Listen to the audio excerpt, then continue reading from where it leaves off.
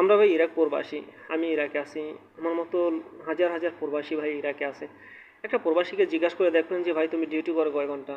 যদি সর্বনিম্ন ডিউটি হয় তাহলে 12 ঘন্টা হইব। তা আসলে আমরা ইরাক থাকা প্রবাসীগুলো হচ্ছে অন্যরকম। দেখেন এখানে একটা লোক আপনি 6, 7, 8 লাখ টাকা খরচ করে আসে ইরাকে। আর আপনারা ইরাকের পরিচিতি জানেন, আমাদের বাংলাদেশের অনেক মানুষই এখনও ইরাকের অবস্থা জানে না। তারা যেটা মনে করে সেটাই এখন সেরকমই আছে। অনেকে মনে করে যে আমাদের এখানে অবৈধভাবে বা এখানে গন্ডগোল লাগিয়ে থাকে। হ্যাঁ, এটাই সত্যি। ইরাকে সবসময় গন্ডগোল লাগিয়ে থাকে। আর দেখেন এখন যে বর্তমানে যে গন্ডগোলটা লাগছে সেটা কবে থামবে বা সেটা কবে কী হবে সেটা আজও পর্যন্ত কেউ জানে না। আর আমাদের এখানে ফ্লাইট বন্ধ অনেকদিন যাবৎ। আপনি টোটালি সব দেশেরই ফ্লাইট কম বেশি খুলে দিচ্ছে, কিন্তু আমাদের এখানে ফ্লাইটটা পর্যন্ত বন্ধ আছে এখন পর্যন্ত। তা জানি না আমাদের ইরাক প্রবাসীদের ভাগ্যে কী আছে। তারা হয়তো তাদের উপরে আল্লাহ তাআলার রহমত আছে, আল্লাহ তাআলা তাদেরকে হেফাজত করবে। আর আমাদের ইরাক থাকা প্রবাসীরা, এক একটা প্রবাসী জানে যে ইরাক থাকাটা কতটা কষ্টের।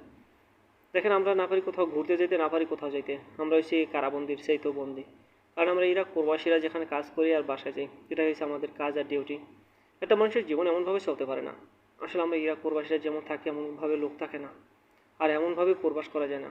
তারপর আমাদের ইরাক প্রবাসীরা লং টাইম যাবৎ প্রবাসে থাকে কেন জানেন? কারণ এখানে এসে এক একটা মানুষের পরিবারটা পরিবর্তন করার জন্য, পরিবারের স্বপ্নগুলো পূরণ করার জন্য। বা ইরাক থাকে একটা মানুষ, আপনি চোর যদি চুরি করে তখন তাকে পুলিশে হেনস্থা করে, পুলিশে ধরে। আর তাকে যে কোনোভাবে আপনার সিভিল হোক বা যে কোনোভাবে হোক ধরার চেষ্টা করে।